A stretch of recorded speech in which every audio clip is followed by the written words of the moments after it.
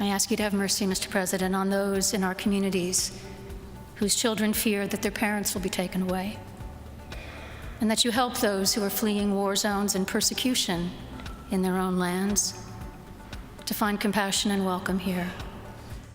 That was the leader of Washington's Episcopal Diocese, Bishop Mariann Edgar Budde, making a plea to President Trump during the inaugural prayer service earlier this year. She writes about that moment in a new book for young readers, We Can Be Brave, How We Learn to Be Brave in Life's Decisive Moments. She highlights examples from Harry Potter to Martin Luther King Jr. The Right Reverend Mariann Edgar Budde joins us now. Good morning. Good to see you. Good morning. So, Good morning. What I love is you opened the book writing that for you, parenting was a master class in courage, because this is directed to young people. Yes, yes. Break that down for me.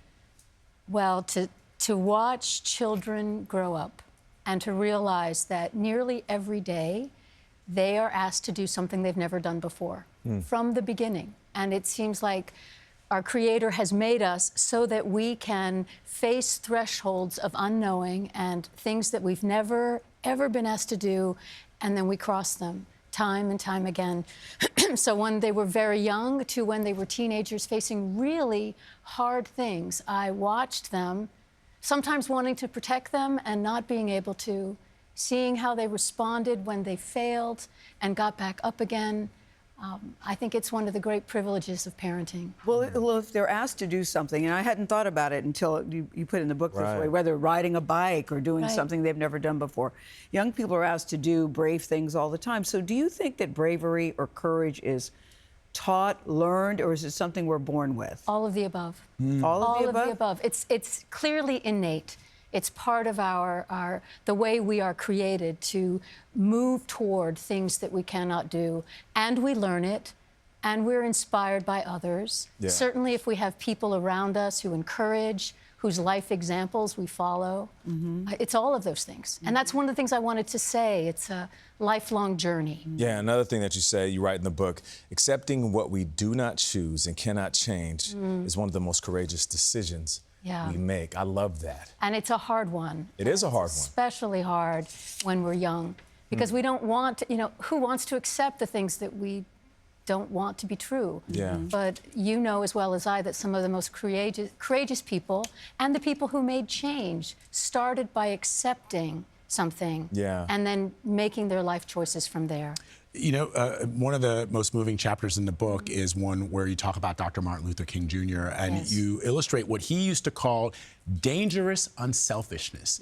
And you use that to illustrate the Good Samaritan, the story of the Good Samaritan, where the two members of the clergy walk by a wounded man and they say, if I stop to help this man, what will happen to me? But the Samaritan, who is one of the most hated classes, people. He says what? He says, if I don't stop to help this man, what will happen to him? And King used that as an example of his justification for going to be part of the sanitation workers' strike in Memphis, which was where he was killed, because people didn't want him to go. And he said, if I don't go, what will happen to them? As opposed to, if I do go, what will happen to me? I'm curious about your own background, though, Bishop, because you became a national figure for many people when you addressed the president that day in the prayer service.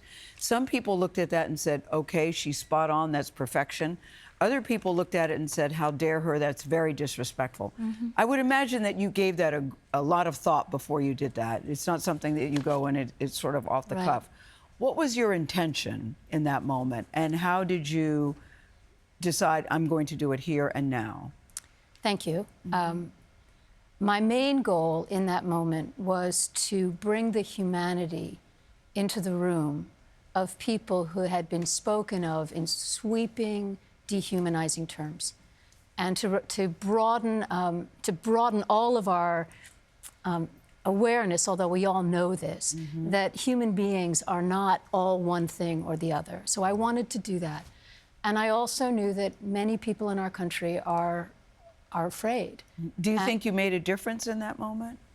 I don't think I made a difference in the policies of this administration. That's pretty clear. I think there were many people who were grateful that I see them and that I spoke a truth that they were afraid was being consistently denied. This powerful message. Bishop Mariann Edgar Budde, thank you very much. We Can Be Brave goes on sale this coming Tuesday.